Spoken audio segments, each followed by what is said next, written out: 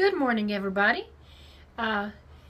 This is Mr. Furling, day 3 or day 4, maybe even longer than that, of the deliberations in the Jodi Arias case as to whether they decide whether to put her to death for the murder of Travis Alexander or whether just to simply give her life in prison. What do you think? Now, I know all of you have heard about the case, and the first time it was in a hung jury. Well, they found her guilty, but it was a hung jury as to whether she was to get the death penalty or life in prison. They couldn't decide. So they had to bring in another jury to hear all the evidence, and now they're in deliberations. That's not looking too good then. That means that they're really undecided what they're going to do. Had Jodi Arias been a man, I think it would have already been decided, and they would have put him to death. They say regardless, Jodi Arias showed a little cell that she'll be living in, you know. But Jodi Arias stabbed Travis Alexander numerous times, dozens of times. She shot him.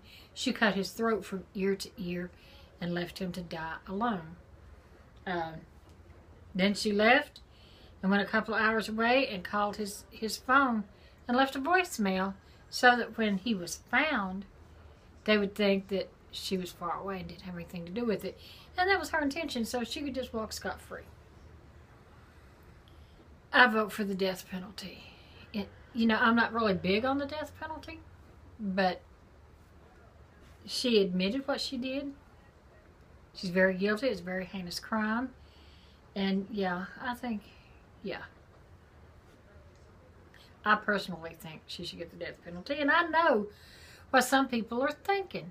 And maybe some of those people in the jury room are thinking, well, she was a woman scorned, that Travis led her on, and blah, blah, blah. Well, Travis told her that he was not interested in them being a couple.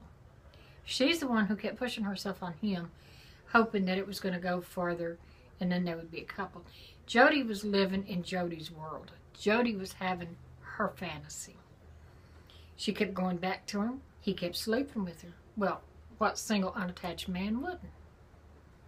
So, but, and a lot of them do that, but they don't deserve to die for it.